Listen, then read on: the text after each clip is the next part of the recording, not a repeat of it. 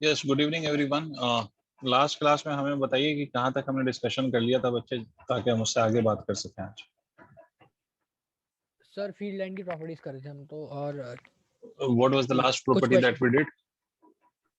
Sir perpendicular होती है field line surface पे।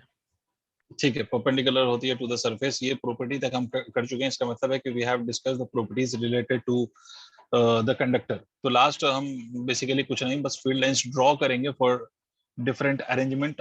ठीक है, सिंगल चार्ज के लिए और पेयर ऑफ चार्ज के लिए we will just draw the field lines now, and then we will start a new topic which is electric flux, and electric flux is basically a second last topic of this chapter. उसके बाद आएगा Gauss's law, फिर वो chapter हमारा complete हो जाएगा। तो हमारी कोशिश ये है कि मंडे तक, या मंडे नहीं भी तो नेक्स्ट वीक तक आपका ये चैप्टर कंप्लीट हो जाए, सो दैट उसके बाद हम एक नया चैप्टर को स्टार्ट कर सकें। बट बिफोर दैट एक लास्ट प्रॉपर्टी, बेसिकली कुछ नहीं है, फील्ड लाइंस ड्रॉ करना है। तो आपको ये पहले से भी पता है कि अगर हम पॉजिटिव चार्ज ले लें, तो पॉजिटिव चार्ज अगर हम कोई पॉजिटिव चार्ज कंसीडर कर ले, तो पॉजिटिव चार्ज की फील्ड लाइंस बेटा is always away from the charge. Reason क्या है सर पॉजिटिव की चार्ज की फील्ड लाइंस को अवे होने का? तो आपको मालूम है फील्ड लाइंस का बेसिक मतलब है कि the path along which a test charge kept will move और will tend to move is known as the field lines. तो अगर आपने चार्ज पॉजिटिव लिया है, तो पॉजिटिव चार्ज के पास अगर आप सोर्स चार्ज रखेंगे तो वो हमेशा दूर भागेगा, it will be repelled by the source charge. तो वो दूर भागने की कोशिश करेगा। तो this is the direction of field lines for the positive charge. अगर सर मान लीजिए नेगेटिव चार्ज हो, तो नेगेटिव चार्ज के लिए जो फील्ड लाइंस आएगी, the field lines for the negative charge that will be directed towards the charge of course. ये फील्ड लाइंस आपकी जो है वो इस तरह से होगी, डायरेक्टेड टुवर्ड्स द चार्ज। इस तरह से डायरेक्टेड होगी, ऐसे डायरेक्टेड होगी टुवर्ड्स द चार्ज, है ना। ये फील्ड लाइंस डायरेक्टेड होगी टुवर्ड्स द चार्ज। क्लियर है फॉर नेगेटिव चार्ज? अच्छा सर, अब अगर मान लो एक पॉजिटिव चार्ज हो और दूसरा नेगेटिव चार्ज हो, we have one positive and another one is negative, तो इस केस में क्या होगा? और यहाँ पर पॉजिटिव और नेगेटिव जो मैं दोनों चार्जेस ले रहा हूँ, इन दोनों के मैग्नीट्यूड सेम है। मतलब अगर पहला वाला चार्ज 1 कूलम का है, तो दूसरा वाला चार्ज भी 1 कूलम का है। पहला वाला चार्ज अगर 2 कूलम का है, तो दूसरा वाला चार्ज भी 2 कूलम का है। तो इस तरह से, ठीक है। तो अगर मैं पॉजिटिव और नेगेटिव चार्ज ले लूं और दोनों के मैग्नीट्यूड सेम हो, तो इस केस में जो आपकी इलेक्ट्रिक फील्ड लाइंस ड्रॉ होती है, the direction of the electric field lines, ये इलेक्ट्रिक फील्ड लाइंस जो आप ड्रॉ करेंगे, वो इलेक्ट्रिक फील्ड लाइंस ऐसे होती है। It comes out from positive charge, it terminates at negative charge. It comes out from the positive charge and it terminates at the negative charge. Comes out from the positive charge and it terminates at the negative charge. मतलब इस तरह से आपकी field lines draw होगी। ठीक है, ये यहाँ पर अगर आप देखें तो यहाँ पर और फील्ड लाइंस आप चाहें ड्रॉ करना तो ऐसे ड्रॉ कर सकते हैं, ये ऐसे। और यहाँ पर और फील्ड लाइन शो करना चाहें आप तो ये ऐसे शो कर सकते हैं। ये फील्ड लाइंस ऐसे आ रही हैं, ऐसे शो कर सकते हैं। So this is how the field lines will be drawn for this positive and negative charge if both the magnitude are same. तो इस बात को याद रखना कि अगर दो चार्ज के magnitude if they are same, तो इस केस में जितनी फील्ड लाइंस पॉजिटिव से निकलेगी उतनी फील्ड लाइंस नेगेटिव में पहुंचेगी। सर ऐसा कैसे पता आपको कि फील्ड लाइंस ऐसी ही बनेगी? The reason is very obvious कि अगर कहीं पर भी आप टेस्ट चार्ज लाके रखोगे, तो that will be repelled by the positive charge and it will be attracted by the negative charge, so it will move away from the positive charge and will move towards the negative charge. So that is why this will be the electric field lines that will be drawn for a pair of positive and negative charge. और इस case में आप ये भी observe करो, तो charge की जो फील्ड लाइंस है, अगर you observe the field lines near the charge, तो अगर आप चार्ज के पास फील्ड लाइंस को देखिएगा, तो चार्ज के पास फील्ड लाइंस करीब करीब है ना, the separation between the field lines is less. जैसे ही आप चार्ज से दूर जा रहे हैं, as you go away from the charge, आप ये ऑब्जर्व करोगे कि सेपरेशन आपकी इंक्रीज हो रही है। क्यों ऐसा? आपको मालूम है कि as you go away from the charge field decreases and you come closer to the charge field increases. तो जहां पर फील्ड जितना ज्यादा कम होगी, सेपरेशन ज्यादा होगा, और फील्ड की स्ट्रेंथ अगर ज्यादा होगी तो सेपरेशन क्या होगा? कम होगा। तो ऐसे हम ड्रॉ करते हैं।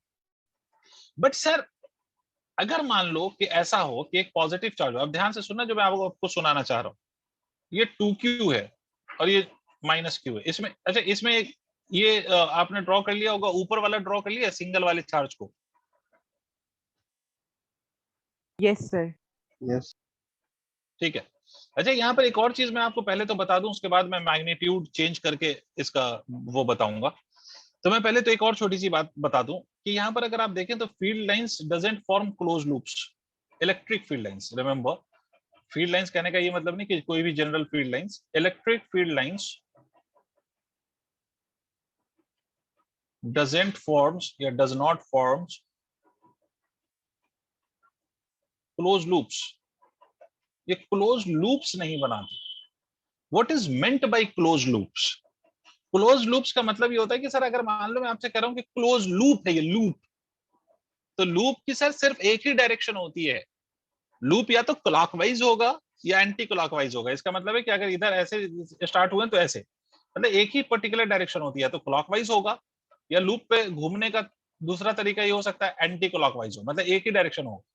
ऐसा लूप हम इसको नहीं कहेंगे, it is closed but it will not be considered as a loop कि भाई ये अगर ऐसे है और ये ऐसे है, ऊपर से जा रहे हैं तो क्लॉकवाइज है और नीचे से जा रहे हैं तो एंटी क्लॉकवाइज है, तो ये ऐसा अगर बन रहा है तो ये क्लोज्ड जरूर है, but for me it will not be my loop.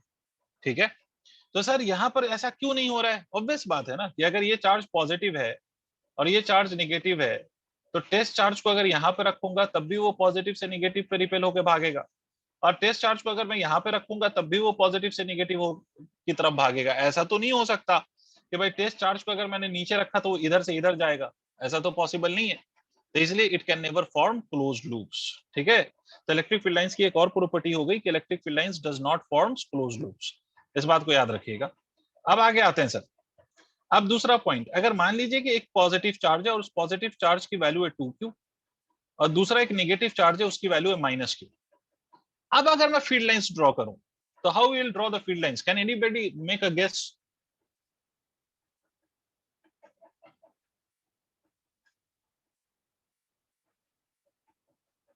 Sir uniform नहीं होगी। अब ऑब्वियसली बात है, यूनिफॉर्म का क्या मतलब? आप यूनिफॉर्म से क्या बताना चाह रहे हो हर्षित? सर मतलब जैसे अब जो ये इक्विडिस्टेंट नहीं होगी, जब भी मतलब जो लूप बनेंगे हर एक कॉन्जिक्यूटिव लूप के बीच की डिस्टेंस वेरी करेगी। कॉन्जिक्यूटिव लूप की डिस्टेंस के वेरी बीच करेगी? सर मतलब जैसे आपने बनाया ना नीचे वाला, तो उसमें हर जो लूप है एक लूप दूसरे लूप के बीच में जो डिस्टेंस है वो सेम रहेगी, लेकिन उसमें नहीं रहेगी। नहीं नहीं, वो एक अलग चीज है, वो तो डिस्टेंस का तो खैर वो मसला ही नहीं है, इस बात को समझते हैं। देखिए यहाँ पर देखिए, मुझे एक बात बताओ कि अगर मैं आपसे कह रहा हूँ कि इलेक्ट्रिक फील्ड लाइंस, मुझे एक बात बताओ, फील्ड लाइंस बेसिकली आपको क्या बताता है? तो अगर मान लीजिए कि कहीं से आपको 10 फील्ड लाइंस दिखाई मिल रही हैं और कहीं से सिर्फ 2 फील्ड लाइंस मिल रही हैं, तो आप क्या कहेंगे किस फील्ड की स्ट्रेंथ ज्यादा है? 10 फील्ड लाइन जहां से मिल रही है वहां स्ट्रेंथ ज्यादा है, या 2 फील्ड लाइंस जहां मिल रही है वहां स्ट्रेंथ ज्यादा है? 10। 10 भाई, सब बोल रहे हैं भाई, ऐसा नहीं है कि सिर्फ हर्षित पढ़ रहा है, सारे बच्चे Yes, पढ़ sir. रहे हैं, 10. मनस्विन तू भी बोला कर। ठीक है, तो 10 वाला ज्यादा स्ट्रांग, और 10 वाला स्ट्रांग है, इसका मतलब है कि उस वहां पर चार्ज की वैल्यू ज्यादा होगी तभी उससे ज्यादा फील्ड लाइंस निकली है। अगर चार्ज की वैल्यू कम होगी तो फील्ड लाइंस कम होगी, ऑब्वियस ही बात है बेटा। अगर 1 कूलम का चार्ज ले लो तो उससे जो जितनी फील्ड लाइंस हम बना सकते हैं, 2 कूलम के चार्ज से हम उसका डबल फील्ड लाइंस बनाएंगे, क्योंकि मैग्नीट्यूड डबल हो गया। 3 कूलम वाला अगर चार्ज ले लूं तो फील्ड लाइंस का जो नंबर ऑफ फील्ड लाइंस है वो ट्रिपल होगा, क्योंकि मैग्नीट्यूड क्या हो गया? ट्रिपल हो गया। तो बस इस बात को याद रखो कि चार्ज का मैग्नीट्यूड का जो रेशियो होगा, in that ratio you will draw the field lines. जो चार्ज का मैग्नीट्यूड का रेशियो है, चार्ज का मैग्नीट्यूड का जो रेशियो है, that you will draw the number of field lines, और द फील्ड लाइंस आप उतनी ही शो करेंगे। क्या मतलब कि अगर मैं आपसे कहता हूं कि यहां से अगर 4 फील्ड लाइंस निकल रही हैं, एक 2 फील्ड लाइंस तो मैंने ऐसे दिखा दी, यहां से भी 2 और यहाँ पे भी 2, तो ये पॉसिबल नहीं कि जितनी फील्ड लाइंस पॉजिटिव से निकली वही फील्ड लाइंस नेगेटिव पे आ रही है। मतलब the number of field lines coming out from the positive charge and coming to the negative charge are same, ये पॉसिबल नहीं है। क्यों नहीं है? क्योंकि पॉजिटिव चार्ज का जो मैग्नीट्यूड है वो डबल है। तो अगर पॉजिटिव चार्ज का मैग्नीट्यूड डबल है तो इसका मतलब ये है कि सर पॉजिटिव चार्ज का अगर मैग्नीट्यूड डबल है तो इसका क्या मतलब है? इसका मतलब है कि सर वहां से जो फील्ड लाइंस निकलनी चाहिए वो भी डबल होनी चाहिए to that of the field lines coming to the negative charge. ठीक है, तो इसका मतलब क्या हुआ? इसका मतलब सर अगर हम इसमें नेगेटिव में 2 फील्ड लाइंस पहुंचा रहे हैं तो पॉजिटिव से हम कितनी फील्ड लाइंस निकालेंगे? 4। Did you understand the logic? और वो 2, बाकी जो 2 है वो यहाँ पर हम टर्मिनेट नहीं कराएंगे। तो सर कहीं से अगर फील्ड लाइंस निकली और नेगेटिव पे टर्मिनेट नहीं हो रही हो तो कहाँ पहुंचेगी? तो इसका मतलब है वो पहुंचेगी इन्फिनिटी पर। क्लियर है? अगर हमने सारी निकाल के सारा निगेटिव पे टर्मिनेट करा दिया तो फिर इस वाली बात में और इस वाली बात में क्या फर्क रह गया? आ रही बात समझ में? तो याद रखिए बेटा कि आपके जो नॉर्मल टेक्स्ट बुक्स है ना, जो आपका जो भी टेक्स्ट बुक आप फॉलो करते होगे, उसमें सिर्फ आपको यही केस दिखा रखा है जहां पर मैग्नीट्यूड दोनों की सेम हो। बट ये जरूरी थोड़ी है बेटा कि दोनों चार्ज की मैग्नीट्यूड सेम होगी। तो अगर मैग्नीट्यूड सेम नहीं होगी तो बस एक बात याद रखिएगा कि नंबर ऑफ फील्ड लाइंस भी हम सेम शो नहीं करेंगे। जिसकी मैग्नीट्यूड का रेशियो जितना ज्यादा होगा उसकी फील्ड लाइंस का रेशियो भी उतना ही ज्यादा होगा। ठीक है? अगर मान लीजिए मैं इसको 3Q कर देता और ये Q रहता तो क्या होता? तो यहां से अगर मैं 6 फील्ड लाइंस निकालूंगा तो यहां सिर्फ 3 फील्ड लाइंस पहुंचेंगी। मतलब रेशियो क्या होगा? 3:1 का। नहीं आया, अरे नहीं आया, नहीं आया, अरे नहीं आया। ठीक है सर। तो एक मतलब ये जो हम्म ये इलेक्ट्रिक फील्ड का डायरेक्शन ऐसा ही हो रहा है, सॉरी फील्ड लाइन का डायरेक्शन ऐसा, मतलब सर ये कर्व जैसा क्यों बना रही है? हाँ, ये बाहर को क्यों वहाँ चले जा रही है? हाँ, ये दूसरा वाला सवाल किसने पूछा? मनस्विन। सर मैं तो मनस्विन फाइनली बोला। ठीक है, पहली बात तो ये बाहर को मनस्विन दोनों का मैं सवाल समझ गया हूँ। मनस्विन ये बाहर इसलिए ऐसे जा रही है क्योंकि भाई ये कहीं तो जाएगी ना। अगर कोई चीज कहीं से स्टार्ट हुई है तो वो कहीं पर खत्म तो होगी। तो देखो, अगर ये दोनों चार्ज का मैग्नीट्यूड सेम होता तो मैं कहता कि जितनी यहाँ से स्टार्ट हुई है वो वहां कहाँ जाके टर्मिनेट हो रही है, वो नेगेटिव पे जाके टर्मिनेट हो रही है। ये मैं कहता ये तब जब दोनों के मैग्नीट्यूड सेम होते। बट यहाँ पर मैग्नीट्यूड सेम नहीं है तो इसका डबल यहाँ से निकला तो वो कहीं तो जाएगा, टर्मिनेट होगा, और इस चार्ज पे तो टर्मिनेट नहीं होगा वो। ठीक है, तो कहाँ टर्मिनेट करता हुआ दिखाएंगे हम? तो हम टर्मिनेट करता हुआ इन्फिनिटी पे दिखाएंगे। और यही काम हम सिंगल चार्ज के लिए भी करते हैं। अगर आपका सिंगल चार्ज हो और इलेक्ट्रिक फील्ड निकल रहा हो तो हम उसको कहाँ अज्यूम करते हैं कि वो कहाँ जाके टर्मिनेट होगा? तो हम कहते हैं it will terminate at infinity. ठीक है, it originates at charge and will terminate at infinity. तो बाहर की तरफ होगा। अब आते हैं सर हर्षित के क्वेश्चन पे। हर्षित का क्वेश्चन है कि सर ऐसा ये बेंड क्यों कराया? तो ये बेंड कराने का यहाँ पर रीजन ये है बेटा कि जब भी दो चार्ज आप लेंगे तो कहीं पर तो ऐसा पॉइंट आएगा जहां पर नेट फील्ड 0 होगी। Harshit, yes yes sir. उस पॉइंट को हम न्यूट्रल पॉइंट कहते हैं। उस पॉइंट को we call it as neutral point. तो न्यूट्रल पॉइंट पे इलेक्ट्रिक फील्ड की वैल्यू क्या हो गई? 0 हो गई ना। तो उस 0 के लिए हम सेपरेशन को थोड़ा सा और चेंज कर देते हैं। ठीक है, और उसके बाद फिर जैसे ही हम इस पॉइंट से दूर जाएंगे तो फिर से क्या होगा? इस पॉइंट से हम दूर जाएंगे तो फिर से इलेक्ट्रिक फील्ड और फर्दर कम होती जाएगी। यही तो होगा ना? नहीं समझे? मैं आपसे कह रहा सर हूँ कि तो सेपरेशन। हाँ, इस जीरो को कैसे दिखाएंगे हम? नहीं, आपको दिखाना नहीं है। ये सिर्फ आपको बनाना है। ये दिखाने की जरूरत नहीं है। सिर्फ आपको ये शो कर देना है कि यहाँ पर न्यूट्रल पॉइंट है। ये लिखने का मन करे तो लिख देना। वरना ये जो यस सिर्फ चेंज आता है ना, ये फील्ड लाइंस का, ये जो कर्व का चेंज आया है, चेंज, वो सिर्फ इस बात के लिए है कि भाई आपकी जैसे जैसे आप दूर जा रहे हैं इस दोनों चार्ज सिस्टम से, वैसे वैसे इलेक्ट्रिक फील्ड की वैल्यू चेंज हो रही है। बट एक ऐसा पॉइंट भी आएगा जहां पर ये चेंज होते होते एग्जैक्टली 0 हो जाए। समझ गया सर। मतलब वो पॉइंट्स हैं कि वहां पे, अच्छा ये कंटिन्यूअसली मैं ये शो कर रहा हूँ कि यहाँ से ये ऐसे दूर होता जा रहा है, कंटिन्यूअसली दूर होता जा रहा है, इलेक्ट्रिक फील्ड की वैल्यू डिक्रीज हो रही है। बट ये वाला पॉइंट है जहां पर ये इलेक्ट्रिक फील्ड एक्जैक्टली 0 हो गया। तो just to make a difference यहाँ पर थोड़ा सा हम इसको कर्व को थोड़ा सा अलग सा बेंड कर देते हैं। इसको कोई प्रूफ करने की जरूरत नहीं है, आपको सिंपली इस बात को याद रख लेना। अच्छा, इसमें क्या करेंगे? अगर इसमें पॉजिटिव चार्ज का मैग्नीट्यूड Q है और नेगेटिव का -2Q है तो इस केस में क्या होगा? कौन बताएगा? सर यहाँ से हम्म, कम लाइंस निकलेंगी और वहां जाके टर्मिनेट होंगी। यहाँ से कम लाइंस निकलेगी, ऑब्वियसली बात है। बट जितनी लाइंस यहाँ से निकलेगी वो सारी तो यहाँ तो टर्मिनेट होगी ही। बट निगेटिव वाले पे जो आप चार्ज की फील्ड लाइंस दिखाएंगे वो ऑब्वियसली पॉजिटिव का डबल दिखाना पड़ेगा आपको। अगर मान लीजिए कि पॉजिटिव से 2 फील्ड लाइंस निकल रही हैं तो निगेटिव पे आपको 4 फील्ड लाइन शो करना पड़ेगा, बिकॉज निगेटिव का magnitude is twice of that of the positive. तो समझे? फिर इसमें भी जैसे आपने ऊपर कर्व बनाया है उसके साथ हाँ, हमें तो से इसमें इंफिनिटी भी से कर्व लाके जैसा कर। बनेगा। तो इसमें बाकी के फील्ड लाइंस कहाँ से आएंगे? मान लो अगर मैंने पॉजिटिव से 2 फील्ड लाइंस निकाला ले तो नेगेटिव पे मुझे कितने फील्ड लाइंस दिखाने पड़ेंगे? 4। 4। तो बाकी के फील्ड लाइंस यहाँ पे कहाँ से अज्यूम करेंगे आप? इन्फिनिटी इन्फिनिटी से। से। ठीक है, जैसे वहां इन्फिनिटी पे जा रहा था, यहाँ पर आप मानेंगे कि इन्फिनिटी पे आ रहा है। और यही काम आप करते हैं भाई। अगर आपका चार्ज निगेटिव हो तो आप यही तो करते हैं, इलेक्ट्रिक फील्ड लाइंस की डायरेक्शन ऐसे शो करते हैं। तो आप यही तो मानते हैं कि ये electric field lines originates at infinity and will terminate at the charge. ठीक है, तो बस ये करना है। मैं फिर से रिपीट कर देता हूँ इन बात को कि भाई अगर दोनों चार्जेस के magnitude if they are not same तो फील्ड लाइंस दोनों पे सेम नहीं शो करेंगे। फील्ड लाइंस आप दोनों का सेम तभी शो करते हैं जब दोनों चार्ज के मैग्नीट्यूड्स इक्वल हो। ठीक है, अगर इक्वल नहीं है, अच्छा मैं ये सिर्फ कह रहा हूं मैग्नीट्यूड, मैंने ये नहीं बोला साइन। अगर दोनों चार्जेस पॉजिटिव भी होता तब भी अगर उनके मैग्नीट्यूड इक्वल नहीं होंगे तब भी फील्ड लाइंस हम सेम शो नहीं करेंगे। ठीक है, तो इसको नोट कर लो। तो मैं आपको अब दो लाइक चार्ज का भी फील्ड लाइन जल्दी से बता दूं। Yes sir. सर आपने कुछ रेशियो करके ही बताया था ना कि अगर डिस्टेंस रेशियो, अलग यस, चार्ज के मैग्नीट्यूड का रेशियो ले लो। तो मैग्नीट्यूड का रेशियो, इलेक्ट्रिक फील्ड लाइंस का जो रेशियो होगा ना, number yes of sir. Field lines, ऐसे लिख देता हूं, ratio of number of field lines will be exactly equal to the ratio of magnitude of two charges। ठीक है sir? Yes sir. Hurry up. Afan, लिख तुमने लिया इससे सर। पहले कोई क्लास करी है मेरी? मोहम्मद अफान? नो सर, आज फर्स्ट क्लास है। तो तुम्हें तो कुछ भी नहीं हजम हो रहा होगा। Yes sir. तो चलो कुछ नहीं, देखो खाली पढ़ाने का तरीका देखो, आज क्या कर सकते हैं।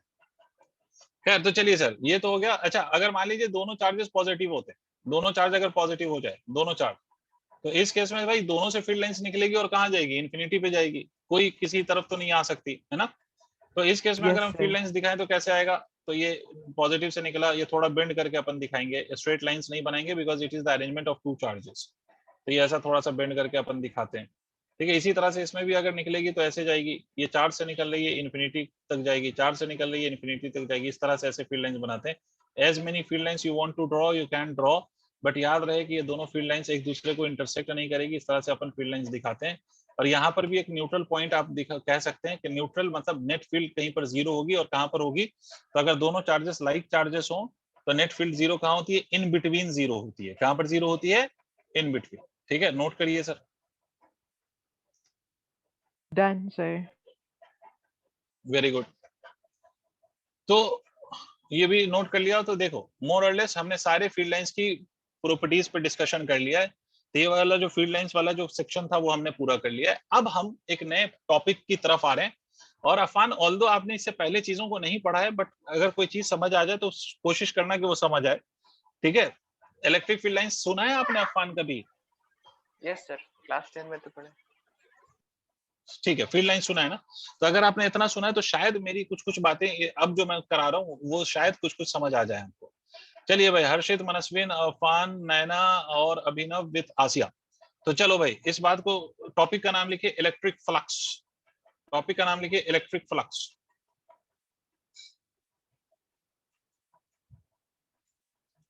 देखिए, इलेक्ट्रिक फ्लक्स है तो इसके आगे भी एक फ्लक्स आएगा जिसका नाम होगा मैग्नेटिक फ्लक्स। तो अभी जो हम टॉपिक पे डिस्कशन करेंगे उसका नाम है इलेक्ट्रिक फ्लक्स। अब फ्लक्स बेसिकली, इससे पहले कि मैं डिफाइन करूं कि फ्लक्स का क्या मतलब है, कैसे फ्लक्स का कैलकुलेशन करते हैं, ये सब डिफाइन करूं, उससे पहले मैं कुछ बेसिक बातें डिफाइन करूंगा जो इस चैप्टर में यूज होंगी। और वो बेसिक बातें क्या है? सबसे पहली बात, अगर कोई भी बॉडी आप ले लें, कोई भी आप सरफेस कंसीडर कर लें, जैसे rectangular surface, square surface, triangular surface, कोई सा भी आप सरफेस कंसीडर कर लें, तो याद रखिएगा area of a surface is a vector quantity. Area किसी भी सरफेस का वेक्टर क्वांटिटी होता है। Area of a surface is a vector quantity. ये स्केलर क्वांटिटी नहीं होती सर, ये वेक्टर क्वांटिटी होती है। आप कहोगे सर हमने तो आज तक नहीं करा कि एरिया को वेक्टर फॉर्म में लिखा। आप ये जरूर कह सकते हैं कि सर आज तक तो हमने एरिया की सिर्फ वैल्यू कैलकुलेट की, अगर ये वेक्टर था तो पहले क्यों नहीं बताया गया? तो मैं आपको कुछ चीजें बताता हूँ। फोर्स बेटा वेक्टर क्वांटिटी है, बट 9th में आपको बोला गया था क्या कि फोर्स को कैसे ऐड करोगे, वेक्टर फॉर्मूला कैसे लगाओगे फोर्स को ऐड करने के लिए? No sir. नो सर, क्योंकि वहां पर उसकी जरूरत नहीं थी, तो वहां पर हमने नहीं बोला। जब हम आगे बढ़े तो हमें 11th में बताया गया कि भाई फोर्स वेक्टर क्वांटिटी है जिसको आप नॉर्मली ऐड नहीं कर सकते, तो उसके लिए वेक्टर का कुछ कॉन्सेप्ट लगाना पड़ेगा। बिकॉज हमें 11th में चीजें आगे बढ़ गई तो आगे सिखाया गया। उसी वेक्टर के चैप्टर में अगर आप याद करेंगे तो उसी वेक्टर के चैप्टर में ये भी आपको बताया गया होगा कि अगर एक पैरेललोग्राम है and that is made up of two vectors, मतलब ये दो वेक्टर मिलकर एक पैरेललोग्राम फॉर्म कर रहे हैं, तो इस पैरेललोग्राम की जो एरिया है वो आपको बताया गया होगा A क्रॉस B, अगर शायद आपको याद आए तो। Yes sir. क्लास 11th है ना, क्लास 11th। अगर आपको नहीं भी याद है तो आप जाके बुक खोल के देख लेना, वेक्टर में लिखा होगा कि area of the parallelogram is the cross product of two vectors A and B। अब मुझे ये बताओ, अच्छा इसी तरह से ट्रायंगल के लिए भी लिखा हुआ है, ट्रायंगल के लिए लिखा हुआ है कि अगर triangle is formed by the two vector तो उसकी जो एरिया ऑफ द ट्रायंगल है that is equal to half into A cross B, और इस पे क्वेश्चंस भी होते हैं। अब मुझे एक बात बताओ, अगर इतनी भी बात याद नहीं है तो मुझे एक बात बताओ, अगर मैं आपसे ये कह रहा हूं कि area is the cross product of two vector, तो क्रॉस प्रोडक्ट स्केलर क्वांटिटी होता है या वेक्टर क्वांटिटी होता है? What kind of quantity is cross product of two vectors? Vector sir vector. सीधी सी बात है। तो सर जैसे ही हमने कह दिया क्रॉस प्रोडक्ट, इसका मतलब है वेक्टर, और वेक्टर हो गया तो इसका मतलब है कि area is a vector quantity. तभी तो क्लास 11 में हमें ये सिखाया गया था कि एरिया को आप कैसे फाइंड करोगे, तो क्रॉस प्रोडक्ट से फाइंड करोगे। तो फिर सर क्रॉस प्रोडक्ट और प्रोडक्ट में डिफरेंस क्या है? क्रॉस प्रोडक्ट का मतलब ये होता है कि बेटा अगर किसी भी दो वेक्टर को हमने मल्टीप्लाई किया और उनका जो रिजल्ट आया वो भी अपने आप में एक वेक्टर आया, मतलब उसका भी अपना कुछ डायरेक्शन है। जैसे for example R cross F, ये आता है टॉर्क, और टॉर्क भी अपने आप में एक ऐसी क्वांटिटी है जिसमें डायरेक्शन होती है, ठीक है, क्लॉकवाइज एंटी क्लॉकवाइज उसकी डायरेक्शन डिफाइंड होती है कि बॉडी घूम रही है तो किधर घूम रही है, ठीक है। तो उसको हम कहते हैं, उस केस में जो प्रोडक्ट हम लेते हैं उसको हम क्रॉस प्रोडक्ट का नाम देते हैं।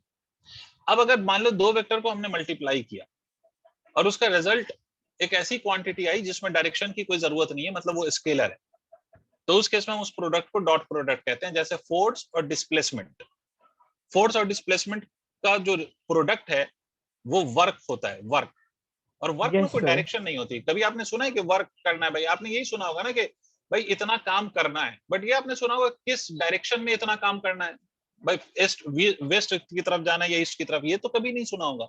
जनरल लाइफ में भी आपने नहीं सुना है कि भाई अगर वो कहे यार आज मैंने बहुत काम करा, तो आप उससे थोड़ी ये पूछते हैं कि किस डायरेक्शन में किया था भाई, है ना। Yes, तो sir. ऐसी क्वांटिटी है जिसमें उसको स्पेसिफाई करने के लिए डायरेक्शन की आवश्यकता नहीं है। बट अगर मैं आपसे कह दूं कि किसी बॉडी को मैंने घुमाया, तो आप ये पूछ सकते हैं भाई किधर घुमाया, क्लॉकवाइज घुमाया कि एंटी क्लॉकवाइज घुमाया। तो इस तरह से हम प्रोडक्ट को दो पार्ट में डिवाइड करते हैं, जिसका जो प्रोडक्ट जिसमें डायरेक्शन आए उसको क्रॉस, जिसमें नहीं आए उसको डॉट। खैर, तो मैंने आपसे बोला कि एरिया में क्रॉस प्रोडक्ट लिया जाता है, इसका मतलब है कि area is a vector quantity, undoubtedly area is a vector quantity. तो अगर एरिया वेक्टर क्वांटिटी है तो सर इसकी डायरेक्शन भी होगी। अब इसके डायरेक्शन को समझने के लिए जो मैं सिखा रहा हूं पहले वो समझो, क्योंकि तुम्हारे किताब में ऐसे नहीं लिखा हुआ जो मैं बता रहा हूं। आपके बुक्स में डायरेक्टली लिखा हुआ है कि डायरेक्शन कैसे लेना है, बट वो ऐसे क्यों लेना है वो समझिए। मान लीजिए सर इस बात को समझने के लिए मैं आपसे कहूं कि एक रेक्टेंगल ले लिया मैंने, ठीक है आसिया, ये आसिया, यस सर। ठीक है, बहुत बढ़िया, ये एक रेक्टेंगल ले लिया। तो इस रेक्टेंगल में ये इसका जो ये लेंथ है, लेट दिस लेंथ बी 6, और इसकी जो ये ब्रेथ है let that breadth be equal to 4, ठीक है। तो अगर मान लो कि मैं आपसे कह रहा हूं कि ये दो वेक्टर्स हैं which is forming a rectangle, तो क्या मैं ये नहीं कह सकता कि यहाँ पर इसकी जो एरिया होगी, area would be the cross product of these two vector which is forming this rectangle. तो अगर मैं इसका एरिया वेक्टर लिखूंगा तो क्या लिखूंगा, तो एरिया वेक्टर मैं ऐसे नहीं लिख सकता 4i cap plus of cross of 6j cap. देखिए सर पहले, yes sir. Yes, sir. Yes ऐसे सर। तो लिखूंगा भाई, लेंथ की डायरेक्शन एक्स एक्सिस के अलॉन्ग है, ब्रेथ की डायरेक्शन वाई एक्सिस के अलॉन्ग है, तो ये कितना हो जाएगा 4i cap cross of 6j cap. तो इसका मतलब ये कितना हो गया 24k कैप, है ना, ये 24k cap, this is area vector. इसका मतलब सर जब हमने एक्स वाई प्लेन में कोई सरफेस लिया है, when we have taken a surface in X Y plane, तो उसके एरिया का मैग्नीट्यूड ये आया depending on the magnitude of the two lengths, और डायरेक्शन किधर आई, तो डायरेक्शन z एक्सिस के अलोंग आई, और z is perpendicular to x and y। आना बोल। Yes sir. Sir, आ गया. Yes sir. तो बाय द सेम लॉजिक बेटे आप सोचो कि बाय द सेम लॉजिक अगर यही सरफेस ये वाला जो सरफेस है, ये वाला सरफेस x और y वाला ये सरफेस, ये वाला सरफेस, अगर सोचो एक्स वाई नहीं सॉरी एक्स, ये सरफेस अगर एक्स जेड प्लेन में होता तो इस केस में इसका इसी लॉजिक के हिसाब से मुझे बता सकते हो कि इसके एरिया वेक्टर की डायरेक्शन किधर होती? वाई। यार नहीं आया आप लोगों को, एक ही बच्चे को आया क्या भाई। जब ये क्या सरफेस जब एक्स वाई प्लेन में है तो इसके एरिया वेक्टर की डायरेक्शन किधर आई? जेड की डायरेक्शन में आई, which is perpendicular to this Yes, X sir. Y plane. तो उसी तरह से अगर ये एक्स जेड प्लेन में होगा तो वाई डायरेक्शन में आएगा according to the same logic. अगर ये वाई जेड प्लेन में होगा, sir. वाई जेड प्लेन होगा तो इसके एक्स की तरफ आएगा। अब वो अलग बात है कि एक्स पॉजिटिव या नेगेटिव, वो तो हमें डेटा से पता चलेगा, बट ये तो पक्का पता चल गया कि जिस प्लेन में हमारा सरफेस रखा जाएगा, एरिया वेक्टर हमेशा उस प्लेन से परपेंडिकुलर होती है, हाँ या ना? Because it is the cross product. Clear? Yes, sir. Afan भाई, अफान बोलना पड़ता है अपनी क्लास में ना। यस सर, क्लियर है। बहुत बढ़िया।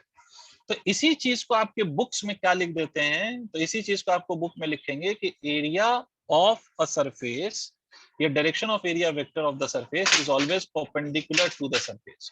तो area of a surface is a vector quantity. अब आगे की लाइन मैं भी लिख देता हूं, whose direction is always perpendicular to the surface। पहला पॉइंट सबको क्लियर हो गया कि इसकी जो डायरेक्शन होगी वो इससे परपेंडिकुलर टू द सरफेस होती है, इसीलिए ऐसा लिखा जाता है किताब। ठीक है, अब दूसरी बात समझिए, सरफेस दो तरह के हो सकते हैं। एक ऐसा सरफेस जो प्लेनर हो और एक ऐसा सरफेस जो 3 डायमेंशनल सरफेस हो। ठीक है, तो अगर प्लेनर सरफेस है, जैसे फॉर एग्जांपल ये एक ऐसा स्क्वायर सरफेस, रेक्टेंगल सरफेस या किसी भी तरह का सरफेस, तो प्लेनर सरफेस में आप नॉर्मल ऐसे दिखा सकते हैं, या तो राइट की तरफ या लेफ्ट की तरफ, या आपकी मर्जी है जैसे भी दिखा लें। इसी तरह से अगर मान लीजिए प्लेनर सरफेस ऐसे रखा होता, ऐसे ये हॉरिजॉन्टल प्लेन में, तो इस पे नॉर्मल किधर होगा? ऐसे होगा, परपेंडिकुलर। नॉर्मल का मतलब परपेंडिकुलर, या यही एरिया वेक्टर कह लो, या नॉर्मल कह लो, या नॉर्मल की डायरेक्शन कह लो, या एरिया वेक्टर की डायरेक्शन कह लो, एक ही बात। ठीक है, तो अगर सरफेस प्लेनर है तो एरिया वेक्टर जस्ट उसको दिखाने के लिए आप क्या दिखाएंगे? Perpendicular to the surface. Is it clear? But अगर यही surface, if it is not planar surface, rather it is 3 dimensional object, जैसे क्यूब है, तो क्यूब में बेटा सिर्फ एक ही सरफेस होगा या 6 सरफेसेस होते हैं क्यूब के अंदर? 6। सबको समझ में आ रहा है? तो पहली बात तो ये कि हर सरफेस का अगर आप नॉर्मल देखेंगे तो वो अलग अलग दिखेगा, इसका इधर, इसका इधर, समझ रहे हो सब? तो अगर कोई ऐसी क्लोज्ड बॉडी है या 3 डायमेंशनल ऑब्जेक्ट है, ठीक है, 3 डायमेंशनल ऑब्जेक्ट या क्लोज्ड बॉडी, तो उस पे आप एक बात याद रखिएगा कि हर सरफेस पे आपको नॉर्मल अलग अलग दिखाना पड़ेगा। पहला पॉइंट, मतलब हर सरफेस का अलग अलग एरिया वेक्टर आपको शो करना पड़ेगा, पहला पॉइंट। दूसरा पॉइंट, क्लोज्ड बॉडी के लिए नॉर्मल की डायरेक्शन हमेशा आउटवर्ड होगी। डायरेक्शन ऑफ नॉर्मल कैसे लेना है आपको? Direction of normal is always outward for closed surface। क्या मतलब है सर इसका? Closed surface. अब इस बात को समझ लीजिए जरा। सर इस पे अगर मैं ऐसे बना देता, ऐसे परपेंडिकुलर, ऐसे भी तो ले सकता हूं हर्षित। ये ब्लू वाला जो मैंने शो किया परपेंडिकुलर ऐसे नहीं हो सकता क्या सरफेस पर? भाई परपेंडिकुलर लेना है ना, तो परपेंडिकुलर, ये देखो, ये मान लो एरो है, मान लो, तो परपेंडिकुलर ऐसे भी हो सकता है सरफेस पर और परपेंडिकुलर ऐसे भी हो सकता है। बट ये जो ब्लू वाला है ना, ये हम नहीं लेंगे। ठीक है, ये ऐसा परपेंडिकुलर नहीं लेंगे। क्यों? ये वाला perpendicular is pointing into the body, तो ऐसा परपेंडिकुलर जो बॉडी के अंदर जाता हुआ दिखाई दे रहा है, ऐसा हम परपेंडिकुलर या normal to the surface consider नहीं करेंगे। हम नॉर्मल टू द सरफेस कैसा कंसीडर करेंगे? Which is perpendicularly out of the body. Is it understood? Yes, sir. ये डिफरेंस है आपके प्लेनर सरफेस में और आपके क्लोज्ड सरफेस में, कि क्लोज सरफेस में नॉर्मल हमेशा आउटवर्ड दिखाएंगे। जैसे मान लीजिए ये सिलेंडर है, तो सिलेंडर प्लेनर सरफेस है या क्लोज्ड बॉडी है? कैसा है ये? Sir, closed body. Close body, तो इसमें हर सरफेस पे आप नॉर्मल दिखाएंगे, इधर दिखाएंगे तो आउटवर्ड, इधर भी होना चाहिए आउटवर्ड। कर्व्ड सरफेस पे भी दिखाएंगे तो किधर होना चाहिए? आउटवर्ड। तो आप फिर से मैं सब चीज को समराइज कर देता हूं कि area of a surface is a vector quantity किसी भी सरफेस का जो एरिया होता है वो वेक्टर क्वांटिटी होता है, और वेक्टर क्वांटिटी है तो उसकी डायरेक्शन होगी, और direction of area vector is always perpendicular to the surface. Direction किधर होती है? परपेंडिकुलर टू द सरफेस होती है। अगर सरफेस प्लेनर है तो परपेंडिकुलर, आप दोनों साइड में से, ये सरफेस प्लेनर है तो परपेंडिकुलर उधर दिखा दो या उधर दिखा दो, कोई फर्क नहीं पड़ता। मतलब एरो आप दोनों में से किसी भी डायरेक्शन में ले सकते हैं। बट अगर वही सरफेस क्लोज्ड बॉडी है, मतलब 3 डायमेंशनल ऑब्जेक्ट है या 3 डायमेंशनल बॉडी है, तो उस केस में जो नॉर्मल आपको दिखाना है वो हमेशा उस नॉर्मल का जो एरो है that should be pointing out of the body. Clear? इसको नोट कर लीजिए सारे के सारे प्लीज। सर ये लिख कन्वेंशन, लिया सर। हाँ, क्या कह रहे हो हर्षित? सर ये कन्वेंशन ही है ना? हाँ, ये वाला कन्वेंशन है कि आप आउट बॉडी क्यों दिखा रहे हैं, it's just a convention for this. ठीक है, बट परपेंडिकुलर क्यों होगा उसका लॉजिक है, जो मैंने आपको लॉजिक एक्सप्लेन किया from the cross product. Yes sir.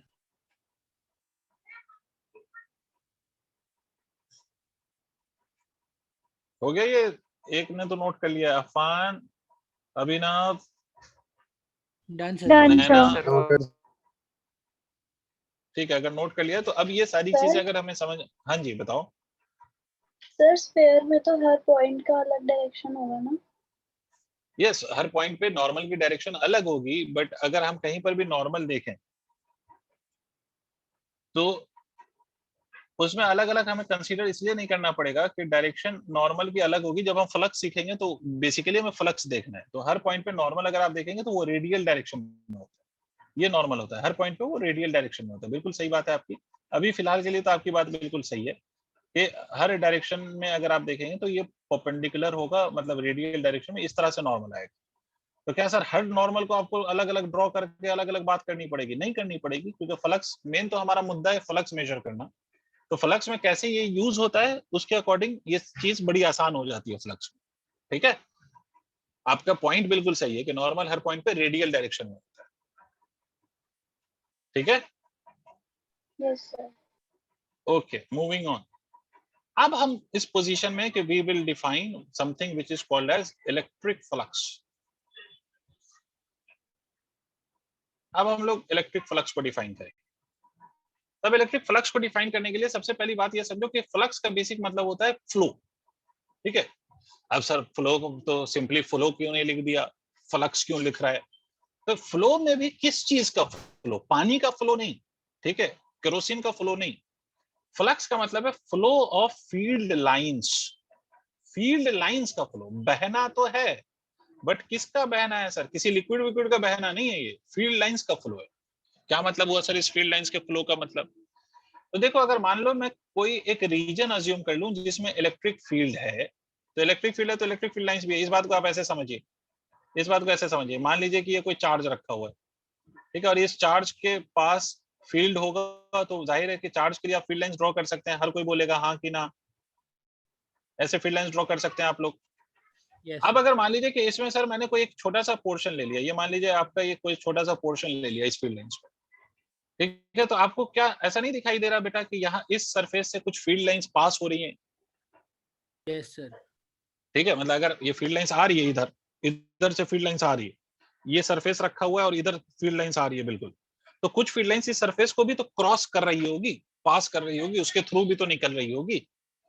तो बेसिकली फ्लक्स क्या है? Electric flux, electric flux is basically the measure of these field lines. Definition हम लोग थोड़ी देर बाद लिखेंगे, बट फिर से समझिए, फ्लक्स का कोई अजूबा सा मतलब नहीं है।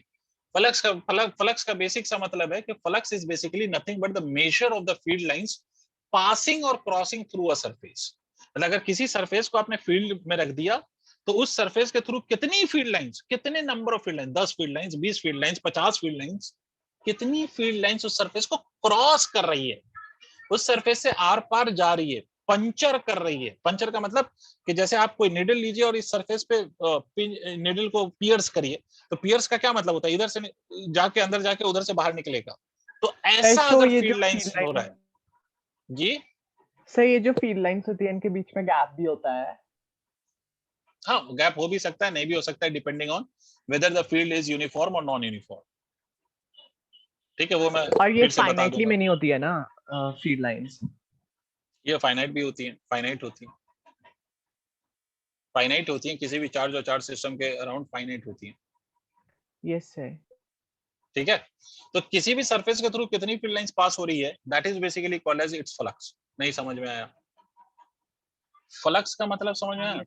यस सर, ठीक आ है, तो गया। यहाँ पर हम थोड़ा छोटा सा एक ब्रेक लेंगे 10 मिनट वाला वही, और जल्दी से वापस आते हैं 10 मिनट में, ताकि हम इसको आगे पढ़ सकें। ठीक है sir, yes Yes, sir. I am taking a break of 10 minutes.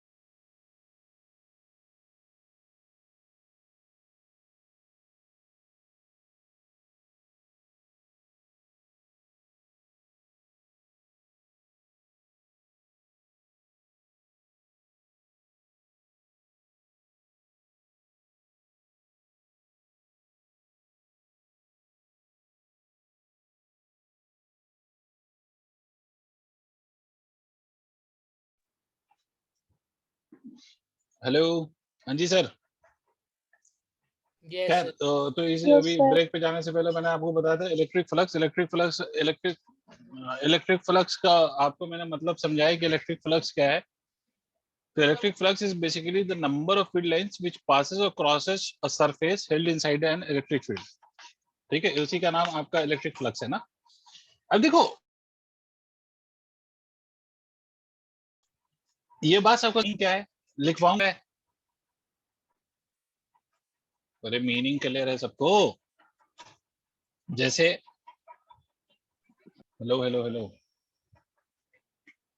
Sir, जैसे मान लीजिए किसी रीजन Yes, में मैं sir. आपसे कहूं कि इलेक्ट्रिक फील्ड इस तरह से, this is the electric field lines in a region due to an electric field. ये इलेक्ट्रिक फील्ड लाइंस है और इसमें मैं कोई एक सरफेस प्लेस कर दूं, यहाँ पर एक सरफेस प्लेस कर दिया, तो obviously I can see that कि two of the field lines is passing through the surface.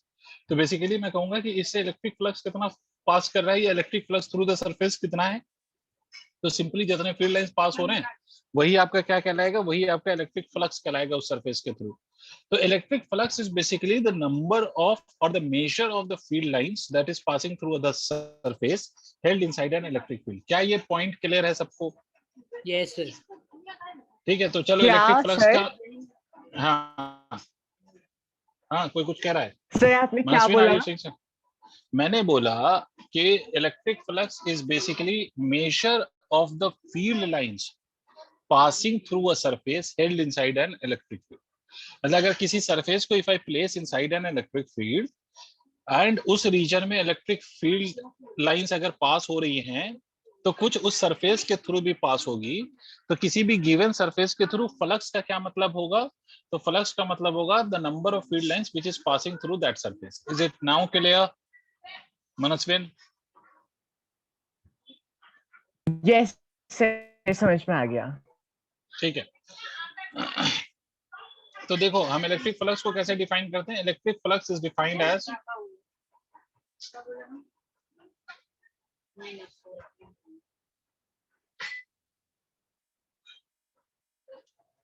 the measure of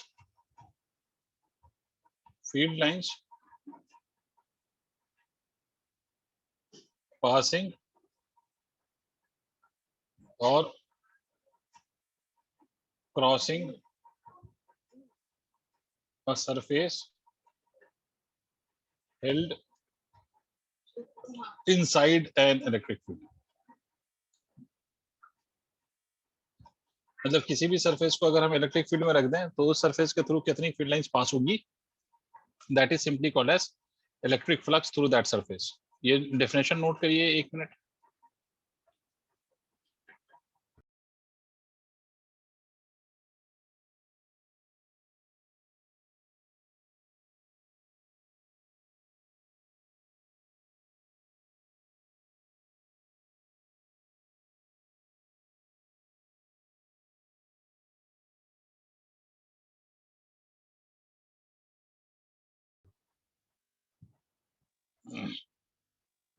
हो गया बच्चों? डेफिनेशन लिख लिया आप लोगों ने? Yes, sir. ठीक है बच्चों, अब देखिए एक बात तो क्लियर हो गई कि इलेक्ट्रिक फ्लक्स का बेसिक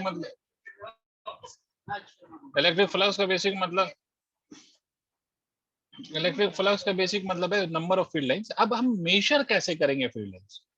तो इसका फॉर्मूला मैं डायरेक्ट भी लिख सकता हूं, बट मैं डायरेक्ट लिखूंगा नहीं, मैं पहले एक्सप्लेन करूंगा आपको। वैसे इसका कोई डेरिवेशन नहीं है इस फॉर्मूले का, but still I will explain you कि ये फॉर्मूला क्यों लिखा जा रहा है। ठीक है, इसमें जो क्वांटिटीज इन्वॉल्व हैं इलेक्ट्रिक फ्लक्स को मेजर करने में वो कैसे इन्वॉल्व हो रही है, तो लॉजिकली अपन समझने की कोशिश करेंगे। वैसे इस फॉर्मूले का कोई डेरिवेशन नहीं है। देखो एक बात तो हमें समझ आ गई ना कि इलेक्ट्रिक फ्लक्स का मतलब number of field lines which is passing और क्रॉसिंग थ्रू अ सरफेस। अब वो जो नंबर ऑफ फील्ड लाइंस है जो किसी सरफेस के थ्रू पास हो रही है या सरफेस को क्रॉस कर रही है, उसको हम मेजर कैसे करेंगे? How to measure? Because you can not see the field lines. ऐसा तो नहीं कह सकते आप कि 10 फील्ड लाइंस इससे पास हो रही हैं। You can not say that, right? Because field lines आपको मालूम है कि it is imaginary concept which doesn't exist really. ठीक है, तो इसलिए कुछ तो फॉर्मूला होना चाहिए कि इमेजिनरी हम उसको मेजर कर सकें। तब उसको मेजर करने के लिए फॉर्मूला जो लिखा जाता है उसको पहले मैं लॉजिकली आपको एक्सप्लेन कर रहा हूं और फिर मैं फॉर्मूला लिखूंगा। अब बात समझना कि सर अगर मान लो मैं आपसे कह रहा हूं कि ये कोई रीजन है और इस रीजन की ये इलेक्ट्रिक फील्ड है इस रीजन में। ठीक है, दूसरा फिर से ऐसा ही रीजन माना मैंने, और इस रीजन में फिर से ये इलेक्ट्रिक फील्ड मान लिया मैंने, इलेक्ट्रिक फील्ड लाइंस, दोनों में इलेक्ट्रिक फील्ड की स्ट्रेंथ सेम है, ये रीजन 1 ये रीजन 2, इलेक्ट्रिक फील्ड की स्ट्रेंथ सेम है।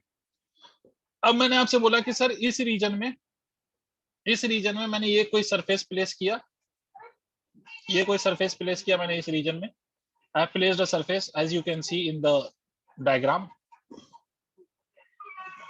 एक मिनट रुकिएगा जरा,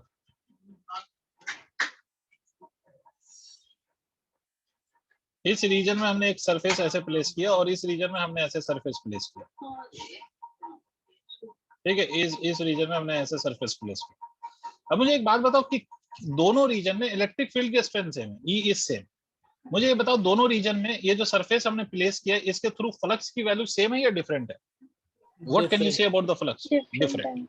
किसमें ज्यादा है बेटा, रीजन 1 में या रीजन 2 में? 1 में।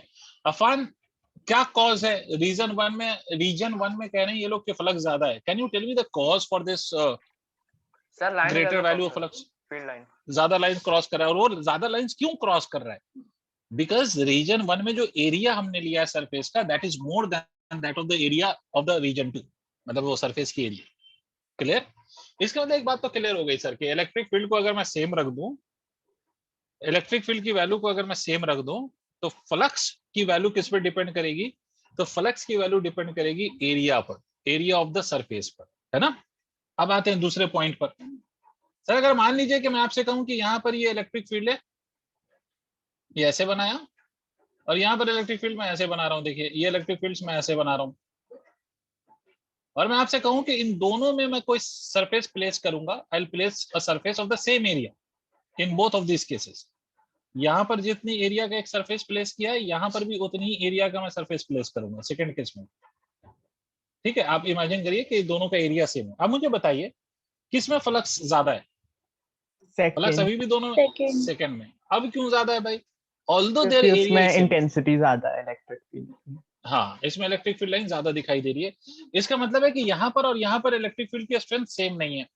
तो जहां पर इलेक्ट्रिक फील्ड की स्ट्रेंथ सेम है वहां पर इलेक्ट्रिक फ्लक्स की वैल्यू ज्यादा है, और जहां पर इलेक्ट्रिक फील्ड की स्ट्रेंथ कम है वहां पर फ्लक्स की वैल्यू की कम है। इसका मतलब अगर इलेक्ट्रिक फील्ड सेम है और एरिया अलग अलग है, तो उस केस में फ्लक्स की वैल्यू अलग अलग होगी डिपेंडिंग ऑन कि जहां इलेक्ट्रिक फील्ड ज्यादा वहां फ्लक्स ज्यादा। इसी तरह से अगर इलेक्ट्रिक फील्ड सेम है, एरिया अलग अलग है, तो जहां पर एरिया ज्यादा वहां पर ज्यादा फील्ड लाइंस पास होगी तो वहां पर फ्लक्स ज्यादा, और जहां पर एरिया कम वहां पर कम फील्ड लाइंस पास होगी तो फ्लक्स कम। Clear? Last case, last logic, मैं आपसे फिर से ये कह रहा हूं कि अब मान लीजिए कि इलेक्ट्रिक फील्ड भी वही, एरिया भी वही, ये रीजन आपने प्लेस कर दिया, इलेक्ट्रिक फील्ड है इसमें, ठीक है, ये रीजन आपने ले लिया, ये इलेक्ट्रिक फील्ड ई, और फिर से दूसरा केस हम ऐसा कंसीडर कर रहे हैं कि फिर से वही इलेक्ट्रिक फील्ड, स्ट्रेंथ वही। अब इसमें हमने सरफेस ऐसे प्लेस कर दिया, सरफेस ऐसे प्लेस कर दिया इस तरह से, मतलब एक में ऐसे सरफेस प्लेस किया हुआ है और एक में ऐसे, समझिएगा, एक सरफेस ऐसे और एक सरफेस ऐसे। अब मुझे एक बात बताइए, और याद रखिएगा फ्लक्स का बेसिक मतलब होता है पंचर करना सरफेस को। सरफेस को एक पॉइंट पे अगर पेनिट्रेट कर रहा है तो दूसरे पॉइंट पे बाहर आना चाहिए, ये मतलब है फ्लक्स का। अब मुझे बताओ इन दोनों रीजन में इलेक्ट्रिक फील्ड सेम है, एरिया भी सेम लिया है मैंने, क्या दोनों में फ्लक्स सेम है? लॉजिकली बताओ, use your common sense, use your brain. भाई सबको समझ में आ रही है ये बात? अभिनव सर क्योंकि वो गैप के बीच में से निकल जा रहा है। अभिनव, यस बात समझ आ रही है या नहीं आ रही है? ये मेहनत समझ आ रही है मैं जो बक रहा हूँ इतनी देर से? Yes sir. ठीक है, यहां पर अगर आप देखें तो अगर सरफेस ऐसे तो electric field lines is puncturing the surface, but अगर सरफेस ऐसे तो इलेक्ट्रिक फील्ड तो इससे पैरेलली चली जा रही है, सरफेस को पंचर थोड़ी कर रही है। क्लियर? इसका मतलब सर अगर इलेक्ट्रिक फील्ड और एरिया दोनों ही सेम कर दूं तो भी फ्लक्स इस बात पे डिपेंड करता है कि सरफेस को आपने कैसे प्लेस किया है inside the electric field. Clear?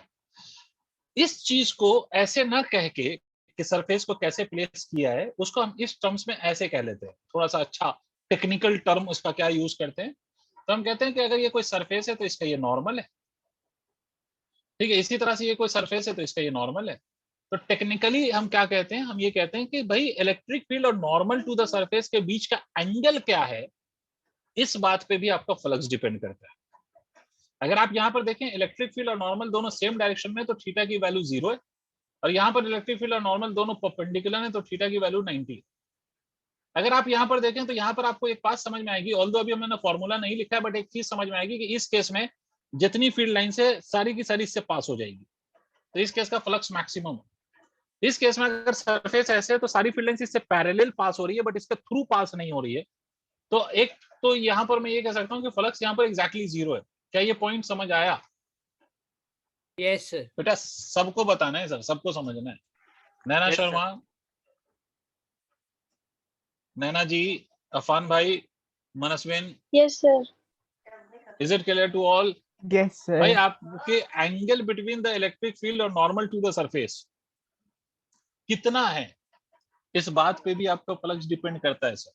Affan तेरी आवाज नहीं आई बच्चे? यस सर, बोले तो। अच्छा बोला, ठीक है, थैंक यू।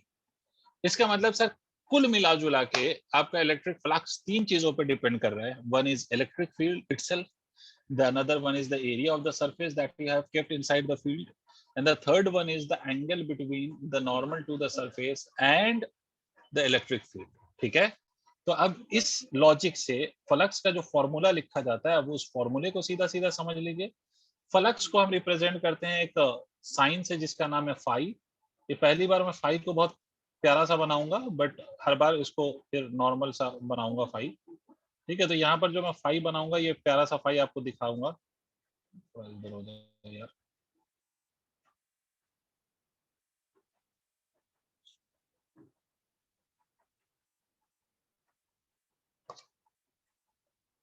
देखिए सर ये थोड़ा बड़ा सा मैंने फाई बना दिया है। फाई से हम फ्लक्स को रिप्रेजेंट करते हैं, और फाई का ऐसा साइन होता है, गोल बनाओ उस पर ऐसा काट दो।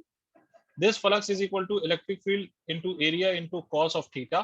This is the value of flux, this is how flux is measured, where theta is what? Theta is angle between electric field vector and area vector, या तो आप इसको एरिया वेक्टर कह लीजिए या नॉर्मल कह लीजिए, एक ही बात है। ठीक है, तो this is the meaning of the flux. Flux ऐसे आप मेजर करते हैं, और आपको मैंने बताया था इसी पे क्यों डिपेंड कर रहा है, तभी आपको समझाया इलेक्ट्रिक फील्ड पे क्यों कैसे डिपेंड कर रहा है, एरिया पे कैसे डिपेंड कर रहा है, और थीटा पे कैसे डिपेंड कर रहा है।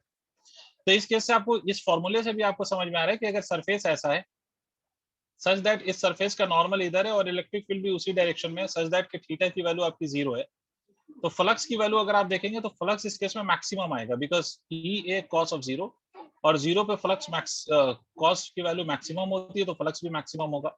तो this will be equal to E A, the maximum flux through a surface will be equal to E A. इसी में दूसरा अगर केस ले लूं मैं कि सरफेस ऐसे है सच दैट इसका नॉर्मल इधर है और इलेक्ट्रिक फील्ड की डायरेक्शन इधर है, सच दैट कि थीटा की वैल्यू 90 डिग्री है, तो इस केस में फ्लक्स की वैल्यू कितनी आ जाएगी? फ्लक्स की वैल्यू ई ए कॉस 90, और ई ए कॉस 90 का मतलब कितना हो गया बेटे? तो ई ए कॉस 90 का मतलब flux is exactly equal to 0।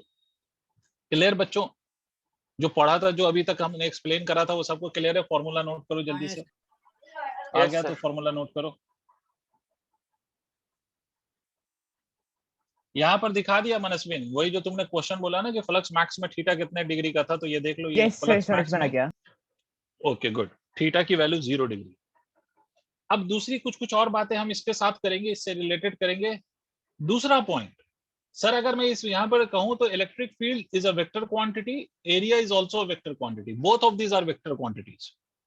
तो अगर दो वेक्टर प्रोडक्ट में लिखे जाएं और उसके साथ कॉस थीटा लगा हुआ हो, तो ये दोनों वेक्टर का कैसा प्रोडक्ट होगा? तो undoubtedly this will be the cross product, sorry dot product. Cross में साइन आता है, तो ये कैसा प्रोडक्ट होगा? डॉट। इसका मतलब sir flux is basically the dot product of two vector, one is electric field vector and another one is area vector. तो फ्लक्स क्या चीज है? फ्लक्स इन दोनों वेक्टर का डॉट प्रोडक्ट है। कौन कौन से दो वेक्टर का? इलेक्ट्रिक फील्ड वेक्टर का और एरिया वेक्टर का। तो इसलिए फ्लक्स कैसी क्वांटिटी है? Flux is scalar quantity. Flux कैसी क्वांटिटी है?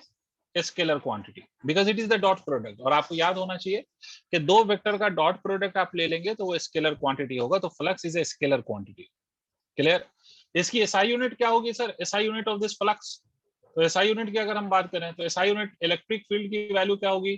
तो इलेक्ट्रिक फील्ड की एसआई यूनिट होती है न्यूटन पर कूलम, और एरिया की यूनिट क्या होगी? Metre square. कॉस थीटा की कोई यूनिट नहीं होती, तो न्यूटन मीटर स्क्वायर पर coulomb, this will be the SI unit of the flux. ये आपकी एसआई यूनिट होगी। तो यहां तक नोट करिए सर, एक छोटी सी बात और करके इस पे क्वेश्चन स्टार्ट।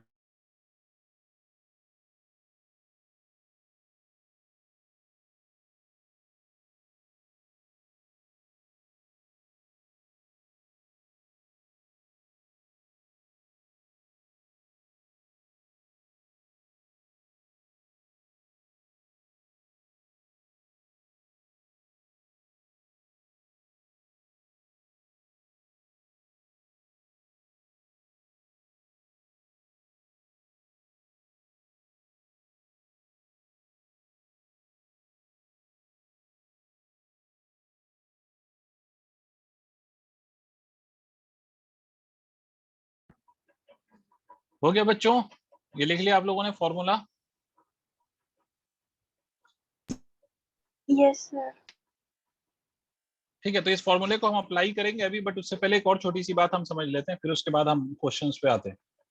तो एक तो ये हो गया sir, flux is equal to E A cos theta. इसमें आपको पता चल गया कि flux is the dot product of two vector, one is electric field and another newton one पर कूलम मीटर स्क्वायर है। न्यूटन मीटर स्क्वायर पर coulomb है। न्यूटन मीटर स्क्वायर पर कूलम है ना, क्योंकि कूलम तो डिनोमिनेटर में है ना। Yes sir. ठीक है, तो मूविंग ऑन। अब देखिए दूसरी बात, आप कुछ कुछ समझिए बेटा। अगर मान लीजिए कि कहीं पर कोई सरफेस ऐसा हो जहां पर थीटा की वैल्यू हर पॉइंट पे चेंज हो रही हो, ठीक है, मतलब इलेक्ट्रिक फील्ड और नॉर्मल के बीच का एंगल हर पॉइंट पे चेंज हो रहा हो। जैसे मैं तुम्हें एक चीज समझाता हूँ कि सर, जैसे आप मान लीजिए कि ये ऐसा हो, ये ऐसा सरफेस है, ये ऐसा कोई सरफेस हमने रख दिया। तो अगर बच्चे मैं आपसे कहूँ कि इलेक्ट्रिक फील्ड इस रीजन में, इस डायरेक्शन में, तो इस डायरेक्शन में अगर आप इस पॉइंट को ऑब्जर्व करेंगे तो इसका, इस पॉइंट का नॉर्मल इससे परपेंडिकुलर होगा। इस पॉइंट को ऑब्जर्व करेंगे तो इस पॉइंट का नॉर्मल इससे परपेंडिकुलर होगा। इस पॉइंट का नॉर्मल इधर होगा। तो हर पॉइंट पे नॉर्मल की डायरेक्शन सेम है या बेटा अलग अलग आ रही है? अलग अलग है। अलग अलग। अनडाउटेडली अलग अलग है। तो ऐसे केस में हम क्या करते हैं, ऐसे केस में हम एक छोटा सा पोर्शन कंसीडर कर सकते हैं। ये छोटा सा पोर्शन, ठीक है, और ये नॉर्मल की डायरेक्शन और ये अपने इलेक्ट्रिक फील्ड की डायरेक्शन, ठीक है, इन दोनों के बीच का एंगल थीटा। तो यहाँ पर हम क्या करेंगे, तो यहाँ पर अगर इन दोनों के बीच का एंगल थीटा ये वाला, तो हम यहाँ पर इस छोटे से सरफेस के लिए फ्लक्स लिखेंगे, that would be equal to E D A cos theta. Once we will get the flux for the small surface, तो फ्लक्स की वैल्यू हम फाइनली लिख सकते हैं ई ए कॉस थीटा। ठीक है, ई ए कॉस थीटा का integration, ऐसा भी हम कर सकते हैं। समझ में आ गई बात? वो ई डी हाँ ए बोलो। कॉस थीटा नहीं होता। ई डी ए कॉस थीटा,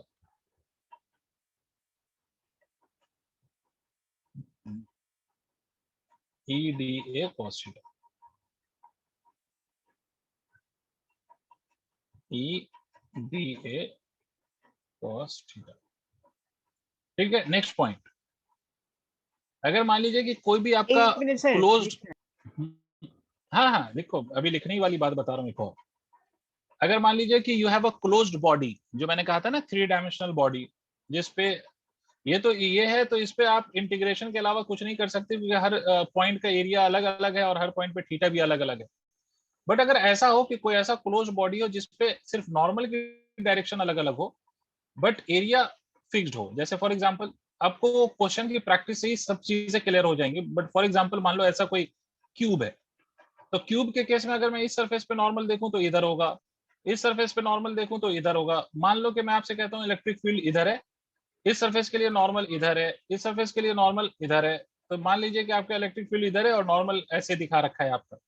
तो यहाँ पर हर पॉइंट पे देखिए, यहाँ पर थीटा की वैल्यू 0, यहाँ पर थीटा की वैल्यू 180, बिकॉज आपका electric field is towards right and normal is towards left. यहाँ पर थीटा की वैल्यू अगर आप देखेंगे तो यहाँ पर थीटा की वैल्यू 90। तो ऐसे केस में आप क्या करेंगे, और हर सरफेस आइडेंटिकल है, सिमेट्रिक सरफेस है, तो सिमेट्रिक सरफेस है तो सारे सरफेसेस का एरिया तो सेम ही है। ठीक है, आ रही बात समझ में? तो इस केस में आप ये कहेंगे कि हर सरफेस के लिए you will find the value individually for each surface and then you will add all the value of fluxes. ठीक है, तो आप नेट फ्लक्स क्या कर सकते हैं, नेट फ्लक्स की वैल्यू को आप सिंपली ऐसे लिख सकते हैं φ1 plus of φ2 plus φ3 and so on. जितने इस तरह के सरफेसेस हैं सबके लिए आप इंडिविजुअली फ्लक्स निकालें, और सारा नेट फ्लक्स निकालने के लिए आप सारे इंडिविजुअल फ्लक्सेस को क्या कर देंगे, ऐड कर देंगे। इसी तरह से जैसे अगर मान लो कि मैं आपसे कहता हूँ कि फिर से ये सिलेंडर सर, और सिलेंडर के लिए अगर मान लीजिए मैं आपसे कहता हूँ इलेक्ट्रिक फील्ड है, तो इस पे ये एक सरफेस है, इसका नॉर्मल इधर है, तो इसके लिए आप अलग फ्लक्स कैलकुलेट करिए। ये वाला सरफेस, इसके लिए नॉर्मल इधर है, तो इसके लिए फ्लक्स आप अलग से कैलकुलेट करिए। ये वाला जो कर्व्ड सरफेस है उसके लिए नॉर्मल इधर है, तो इसके लिए आप अलग से फ्लक्स कैलकुलेट करिए। और तीनों फ्लक्स को आप क्या करिए, तीनों फ्लक्स को आप ऐड कर दीजिए, तो you will get the net flux. और ऐड भी कैसे करना है, तो एल्जेब्रिकली ऐड करना है, because flux is a scalar quantity. ठीक है, सर इन दोनों में नेट फ्लक्स 0 आएगा ना? हाँ वो डिपेंड करता है। देखो अभी डायरेक्टली मत रटो जीरो, क्योंकि वो डिपेंड करता है। अगर इलेक्ट्रिक फील्ड यूनिफॉर्म हुई हर्षित तो नेट फ्लक्स जीरो होगा, बट इलेक्ट्रिक फील्ड अगर नॉन यूनिफॉर्म हो जाए, वेरिएबल इलेक्ट्रिक फील्ड, तो फिर नेट फ्लक्स जीरो नहीं होगा। नहीं सर, मैं अभी के लिए पूछ रहा हूँ, अभी तो हो खैर है ना दोनों। हाँ अभी के लिए अगर इलेक्ट्रिक फील्ड इज कांस्टेंट तो उस केस में जीरो आएगा, अगर कांस्टेंट नहीं है तो फिर जीरो नहीं होगा। जी sir.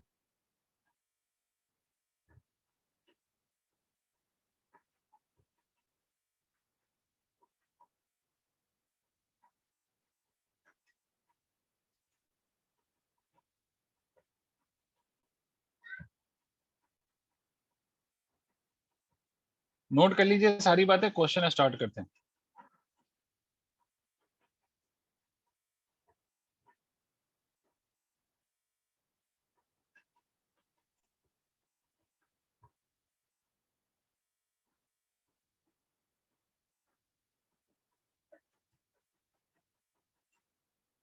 Done sir.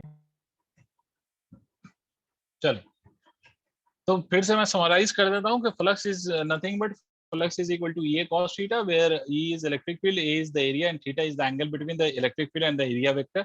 Area vector का दूसरा मतलब है normal to the surface. Normal की जो डायरेक्शन होगी वही एरिया वेक्टर की डायरेक्शन होगी। अगर सरफेस आपका क्लोज्ड बॉडी है, 3 डायमेंशनल ऑब्जेक्ट है, तो नॉर्मल का मतलब होगा outward normal, that means it at every point it should be pointing outward. और अगर सरफेस ओपन सरफेस है तो नॉर्मल को आप किसी भी डायरेक्शन में ले लो, कोई फर्क नहीं पड़ता।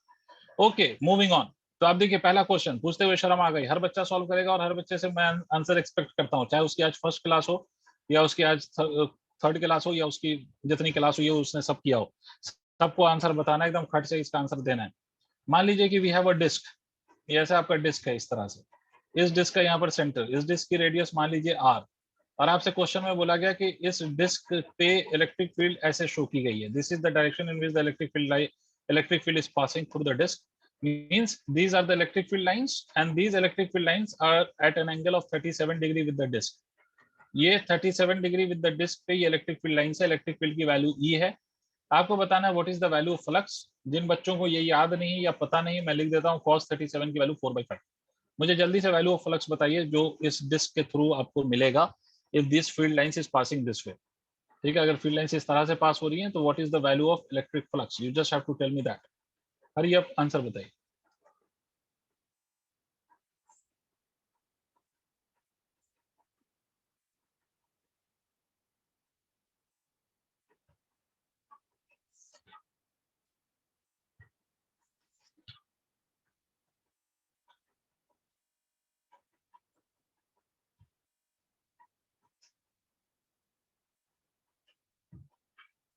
Answer 4/5 pi R. ठीक है 4/5, दो बच्चों का आंसर 4/5 आ रहा है। ठीक है, और सारे बच्चों का इनफैक्ट आंसर तीसरा दूसरा बच्चा आसिया। ठीक है, और सारे बच्चों का यही आंसर आ गया जो अभी मैंने बोला है। Yes. सर इसमें आर और ए की वैल्यू क्या है?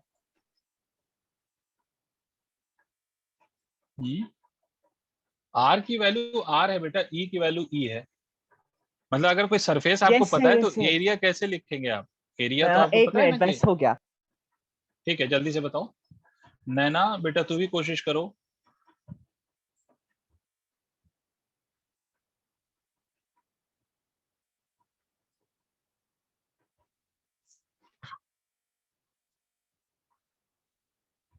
सर इस सरफेस को आपने सर्कल बुलाना। It is a circular disc, इस सरफेस का नाम है सर्कुलर डिस्क। डिस्क समझते हो ना?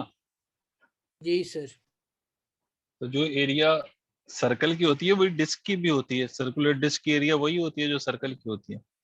नहीं मुझे लगा क्या पता है वो रेडियस वेरिएबल हो तो। नहीं, रेडियस मतलब इस डिस्क का रेडियस r।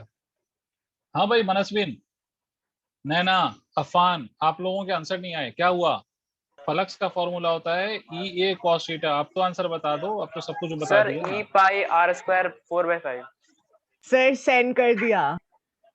ठीक है, 4/5 E पाई R स्क्वायर, 4/5 E पाई R स्क्वायर, सारे बच्चों का आंसर आया, बहुत बढ़िया सा।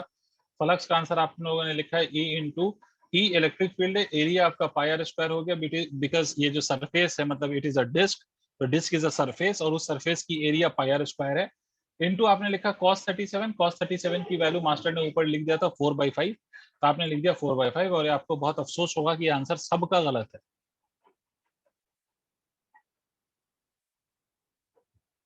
कोई बता सकता है अभी भी कुछ समझ में है कहां पर आप लोगों ने यस गलती की है? सर, कहां वो पर? एंगल नॉर्मल और इलेक्ट्रिक फील्ड लाइन के बीच का होगा। नॉर्मल और इलेक्ट्रिक फील्ड लाइन के बीच का एंगल होना चाहिए। ये जो सरफेस है इस पे इलेक्ट्रिक फील्ड जो है, ये इलेक्ट्रिक फील्ड इस सरफेस के साथ एंगल ये बना रही है ना 37। भाई आप किसी पे भी फ्लक्स निकालेंगे, सबसे पहला काम क्या करेंगे? आप उस सरफेस पे आप एक नॉर्मल लीजिए, तो नॉर्मल की डायरेक्शन ये आएगी ना सर। और नॉर्मल और इलेक्ट्रिक फील्ड के बीच का जो एंगल है, यस हर्षित, नॉर्मल और इलेक्ट्रिक फील्ड के बीच का जो एंगल है that is not 37, it is 53। ठीक है, तो आप 53 की वैल्यू अगर आप लिखेंगे तो 53 की वैल्यू कितनी होती है? तो मैंने जानबूझ के cos 53 की वैल्यू यहाँ पर नहीं लिखा था, वरना आपको एक हिंट मिल जाता। cos 53 की वैल्यू होती है 3/5। बाकी आप इलेक्ट्रिक फील्ड एरिया वही लिखेंगे, इलेक्ट्रिक फील्ड वही, एरिया वही पाई R स्क्वायर, बट यहाँ पर आप लिखेंगे cos ऑफ 53 नॉट 37, तो फ्लक्स की वैल्यू हो जाएगी 3/5 E पाई R स्क्वायर। ये आपका आंसर है। मीन्स ऐसा ये नहीं है कि भाई एंगल कोई सा भी एंगल हो, बस एंगल हो तो हम एंगल कंसीडर कर लेंगे, नहीं। एंगल आपको लेना है angle between the area vector that is the normal to the surface and the direction of electric field. Electric field और नॉर्मल के बीच का जो एंगल है वो आपको कंसीडर करना है, कोई भी उलझुल एंगल नहीं कंसीडर करना है। सर और 53 का अच्छा 3/5। 53 का 3/5, cos 53 का वैल्यू 3/5। ठीक है, आगे बढ़े,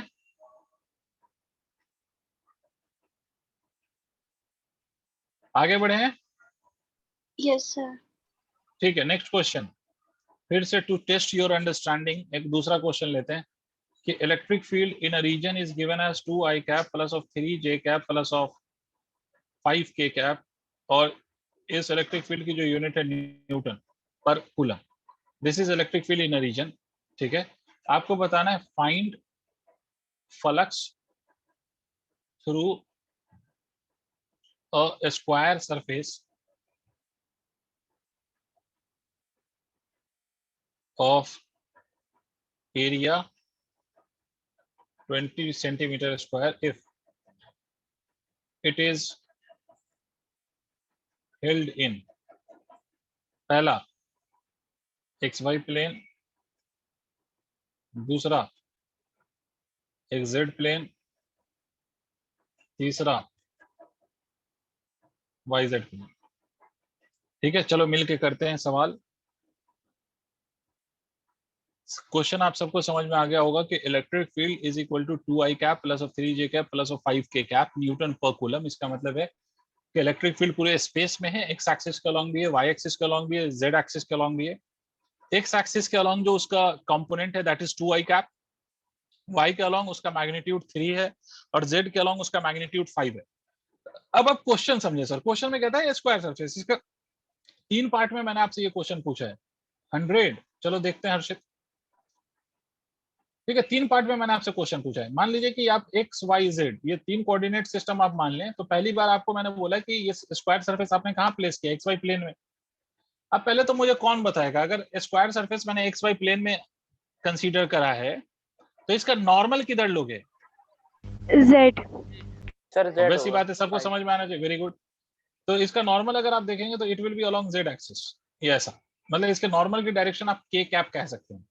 तो पहले केस में इसका अगर मैं एरिया वेक्टर लिखूं ना, एरिया वेक्टर, तो एरिया वेक्टर अगर मैं लिखूं तो magnitude of area is 20 centimetre square. तो ये सेंटीमीटर स्क्वायर में है और इलेक्ट्रिक फील्ड न्यूटन पर कूलम में। Centimetre is CGS unit and Newton पर कूलम इज एसआई यूनिट। तो इसलिए मैं एरिया को भी एसआई यूनिट में कन्वर्ट कर रहा हूँ, मतलब मीटर स्क्वायर में कन्वर्ट कर रहा हूँ। तो मीटर स्क्वायर में कन्वर्ट करने के लिए 20 इंटू 10 टू द पावर -4 लिखेंगे आप, और इस केस में इसकी डायरेक्शन आप लिखेंगे k कैप। तो अभी जब ये एक्स वाई प्लेन में, तो फ्लक्स की वैल्यू आप क्या लिखेंगे? फ्लक्स की वैल्यू आप लिखेंगे 2i cap 3j cap plus of 5k cap, इसका डॉट प्रोडक्ट, क्योंकि इलेक्ट्रिक फील्ड का डॉट प्रोडक्ट करेंगे आप किसके साथ? 20 into 10 to the power -4 k cap के साथ, इसका डॉट प्रोडक्ट।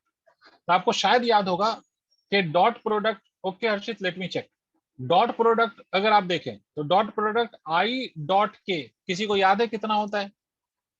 आई डॉट के 0, भाई जिनको याद नहीं है वो याद कर लें, है ना। आई डॉट के 0, जे डॉट के इज अगेन 0, क्या आएगा? सिर्फ के डॉट के आएगा सर, सिर्फ के डॉट के वाला पार्ट। तो 20 into 5 will become equal to 100 into 10 to the power -4, और k dot k will become equal to 1 newton metre square पर coulomb. This is the value of flux. 100 into 10 to the power -4 को आप 10 to the power -2 भी लिख सकते हो, और 10 to the power -2 का क्या मतलब हो गया कि 1/100 भी कह सकते हो, जो भी कह लो आप। हाँ सर k कैप इंटू आई कैप भी 1 होता है और j cap into k cap भी 1 होता है। बिल्कुल नहीं, किसने बोला? कहा मैंने ऐसा बोला? मैंने बोला कि सर बट आई आपने तो dot I will be equal to 1, J dot J is equal to 1, k dot k is equal to 1, ठीक है। बट अगर i डॉट j हो तो वो तो 1 नहीं बल्कि 0 है, तभी तो i और k का जो डॉट प्रोडक्ट लिया वो 0 आया है ना। i डॉट k करेंगे तब भी 0 आएगा, j डॉट k करेंगे मनस्विन तब भी 0 आएगा, k डॉट j करेंगे तब भी 0 आएगा। डिड यू अंडरस्टैंड मनस्विन साहब? यस सर, समझ में आ गया। ठीक है। इसी तरह से दूसरे पार्ट में आपसे क्या बोला गया कि when this surface is placed in X Z plane, ये x है, ये y है, ये z है, surface is placed in X Z plane. X Z plane का मतलब ये हो गया सर, ऐसे आपने रखा होगा प्लेन, स्क्वायर सरफेस आपने ऐसे लिया होगा। तो अगर स्क्वायर सरफेस ऐसे है तो इसका नॉर्मल किधर होगा? तो नॉर्मल ऐसे आएगा। y एक्सिस नॉर्मल की डायरेक्शन किधर है? Obviously y axis. Very good. तो अगर आप इसका एरिया वेक्टर लिखोगे, इस वाले सरफेस का एरिया वेक्टर, तो क्या लिखोगे? 20 into 10 to the power -4 J cap, ठीक है। अब फिर से फ्लक्स निकालने के लिए डॉट प्रोडक्ट करिए, 2i cap plus of 3j cap plus of 5k cap, इसका डॉट प्रोडक्ट आप करेंगे, इसका डॉट किसके साथ करेंगे? तो 20 into 10 to the power -4 J cap, इसके साथ आप डॉट प्रोडक्ट करेंगे। तो फ्लक्स की वैल्यू क्या हो जाएगी? ये आई डॉट जे 0, के डॉट जे 0, तो ये हो जाएगा simply 60 into 10 to the power -4 newton metre square पर coulomb. Is it clear to every one of you? Yes sir. Yes sir. Very good. इसी तरह से बेटा YZ प्लेन में अगर रखेंगे तो आपका एरिया वेक्टर किधर आएगा बच्चे? आई कैप आई कैप में सर। आई कैप। तो वैसे ही YZ वाला भी कर लेंगे आप, इसको नोट कर लीजिए। आगे बताता हूँ और कुछ क्वेश्चंस कराता हूँ।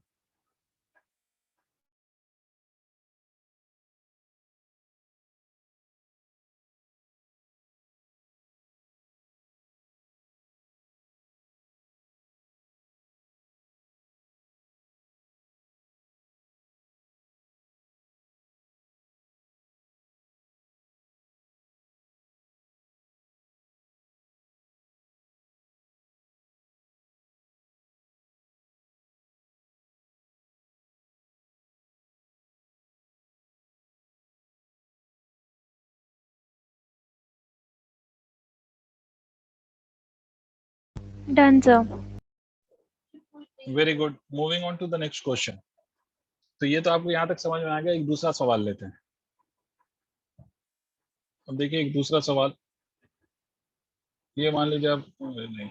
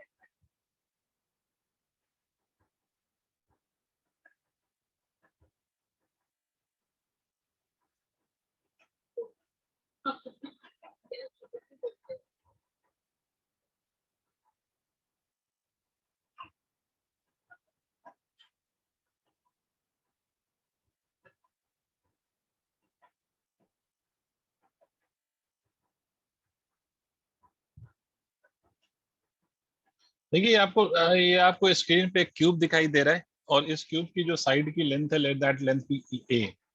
इस क्यूब के, ऑब्वियसली क्यूब है तो सारे साइड की लेंथ सेम होगी, ऑब्वियसली इट वुड बी ए। और यहाँ पर आपका ओरिजिन है, और आपको बोला गया इस रीजन में electric field in this region is given as alpha X square, और इसकी डायरेक्शन ऑब्वियसली आई कैप, मतलब एक्स एक्सिस का लॉन्ग है, where alpha is constant, where alpha is constant and x is any general distance from origin। ये जो x है वो क्या है, वो x कोई भी जनरल डिस्टेंस है, कहां से, तो that x is any general distance from the origin। तो आपको बताना है कि इसके थ्रू फ्लक्स कितना होगा, what would be the flux. ठीक है, तो इसका दूसरा क्वेश्चन आप लोग ट्राई करिएगा, बट मैं आज वाला क्वेश्चन मैं करा देता हूँ। पहले आप लोग इस बात को समझिए कि if we have a cube, how many faces does a cube have? 6 faces. तो जब भी it is the combination of more than one face, तो आप हर फेस के लिए इंडिविजुअली कैलकुलेशन करेंगे। ठीक है, तो अगर हर फेस के लिए आप इंडिविजुअली बात करें, तो इस वाले सरफेस को देखें आप, इस वाले फेस को, तो इस वाले फेस के लिए आपको नहीं लगता कि normal is in the upward direction? Tell me yes और no please, everyone respond to it. Yes sir. और इसका इलेक्ट्रिक फील्ड किधर है? एक्स एक्सिस के अलोंग इलेक्ट्रिक फील्ड है सर। इलेक्ट्रिक फील्ड तो एक्स एक्सिस के अलोंग है, तो फिक्स दिखाई दे रहा है आपको। तो थीटा की वैल्यू कितनी हो गई? 90 डिग्री। तो फ्लक्स की वैल्यू कितनी हो जाएगी अपर सरफेस से? 0। ऐसे ही आप नीचे वाले सरफेस के थ्रू बताइए फ्लक्स कितना होगा। नॉर्मल इधर है, फ्लक्स बताइए, सब बोलेंगे प्लीज। Flux is still 0। ठीक है, पीछे वाले सरफेस और आगे वाले सरफेस के थ्रू फ्लक्स 0। भाई पीछे वाला सरफेस नॉर्मल अंदर, नहीं नॉर्मल अंदर की तरफ आएगा ना। ये पीछे वाला सरफेस जो है आपका, इसका नॉर्मल अंदर की तरफ आएगा, और इलेक्ट्रिक फील्ड एक्स एक्सिस के अलोंग है। नहीं आई बात समझ? मतलब ऊपर वाला, नीचे वाला, पीछे वाला और आगे वाला, चारों सरफेसेस का फ्लक्स 0 है। समझ रहे हो क्यों? क्योंकि चारों सरफेस पे थीटा की वैल्यू 90 है। समझे? अरे बोलना। इस वाले सरफेस को अगर देखोगे तो ये नॉर्मल इधर है सर। यहाँ पर थीटा की वैल्यू ऑल्दो 180 डिग्री है, तो फ्लक्स क्या लिखेंगे? फ्लक्स लिखेंगे यहाँ पर electric field multiplied by the area into cos 180। और इलेक्ट्रिक फील्ड क्या लिखा हुआ है सर? इलेक्ट्रिक फील्ड आप देखें तो अल्फा इंटू एक्स लिखा हुआ है, where X is the distance from the origin. तो इस वाले सरफेस के लिए मुझे कोई बता सकता है कि ये सरफेस ऑरिजिन से कितने डिस्टेंस पर है? ए। ये वाला सरफेस 0, कोई डिस्टेंस नहीं। मनस्विन, डिड यू अंडरस्टैंड कि ये वाला surface Yes, is at sir. 0 distance? ये तो ऑरिजिन पर ही है ना, तो ये 0 हो गया। तो a इंटू cos 180 कुछ भी लिख लो आप, तो फ्लक्स की वैल्यू कितनी है? 0। देखो इस वाले एक सरफेस मिनट, पे हमने फ्लक्स, एरिया 0 लिख दिया। एरिया नहीं 0 लिखा। इलेक्ट्रिक फील्ड की वैल्यू क्या है? Electric field is equal to alpha X square है, वेयर एक्स इज अच्छा, व्हाट? हाँ, the distance from the origin. ठीक है, अभी इसमें लास्ट वाला देखो, ये वाला सरफेस देखो। इस वाले सरफेस के लिए नॉर्मल इधर है, इलेक्ट्रिक फील्ड भी इधर ही है। थीटा की वैल्यू कितनी है? 0। Yes sir. चलो यहाँ पर फ्लक्स लिखे, देखो फ्लक्स। सर रुक जाओ, मैं जिससे पूछूंगा वो बताएगा। हाँ, इलेक्ट्रिक फील्ड कौन? के लिए हम लिखेंगे अल्फा इनटू एक्स ए। की वैल्यू क्या आएगी राइट वाले सरफेस के लिए? वेरी गुड, ए। ए। तो ए का स्क्वायर। अब मैं जिससे पूछ रहा हूँ वो बताए। अफान, क्यूब का कोई भी सरफेस अगर मैं ले लूं, तो उस सरफेस का शेप कैसा होगा? स्क्वायर, रेक्टेंगल, ट्रायंगल, पैरेललोग्राम, कैसा? सर क्या बोल रहे हैं? अगर मैं क्यूब का कोई भी एक सरफेस कंसीडर करूं, तो what would be the shape of the one of the surface of the cube? Obviously square होगा। और इस क्यूब का जो साइड की लेंथ है वो a है, तो what would be the area of this square? A square. Very good. तो एरिया की जगह a स्क्वायर लिख दीजिए, cos ऑफ 0 डिग्री। तो फ्लक्स की वैल्यू कितनी आ गई? Alpha a to the power 4, and this will be the net flux also, because बाकी 5 सरफेसेस का तो फ्लक्स 0 हो गया। तो only the flux is because of this fifth surface. और जो फिफ्थ सरफेस का फ्लक्स आया है वही नेट फ्लक्स भी है। किसी को भी कोई इशू है तो प्लीज पूछो, वरना नोट करो। और आज यहीं तक, rest will discuss in the next class.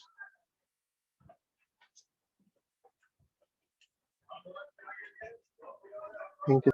Got it sir. Very good. तो चलो आज यहीं तक। सर एक ऐसे हाल से आप, क्वेश्चन। हाँ आप पूछो। सर x की वैल्यू तो डिस्टेंस फ्रॉम ओरिजिन हुई ना, तो फिर हमने इसमें Yes. एरिया क्यों लिया है? एरिया उसमें नहीं लिया, एरिया हम फ्लक्स का फॉर्मूला लिख रहे हैं ना, मैंने पूरा फ्लक्स लिखा है ना। ये वाला जो यस पोर्शन है नहीं, मैं यहाँ से, सिर्फ फ्लक्स के ई की बात कर रहा हूँ।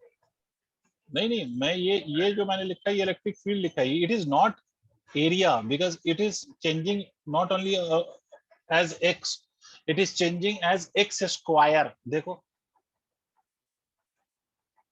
Yes sir. हाँ तो फिर तो हम उसे हाँ, x स्क्वायर क्यों ले रहे हैं? हम लोग सिर्फ a भी तो ले सकते हैं ना, बिकॉज अरे मेरी मर्जी ना, distance मैंने क्वेश्चन बनाया है ना। Yes sir. मैंने क्वेश्चन बनाया, मैं एक्स क्यूब भी कर सकता हूँ भाई। ये तो मैं ये शो करना चाह रहा हूँ कि इलेक्ट्रिक फील्ड इज वेरिएबल। तो how is electric field is varying, उसके लिए मैं एक्स स्क्वायर कर दूं, एक्स क्यूब कर दूं, तो ये तो क्वेश्चन बनाने वाले पे डिपेंड करता है।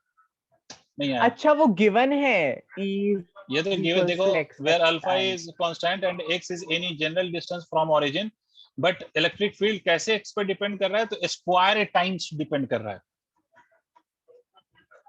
Yes sir. सर मैंने वो ऊपर वाला नहीं देखा जो आपने दिखा था। ठीक है, तो चलिए फिर, ठीक है, नेक्स्ट क्लास में से आगे का डिस्कशन करेंगे बच्चों। Thank you, okay, sir. Bye bye, take care, good night, welcome. Thank you sir, bye sir. Welcome, bye. एक मिनट रुको, मेरे को बस ये लिखना है। लिख लो।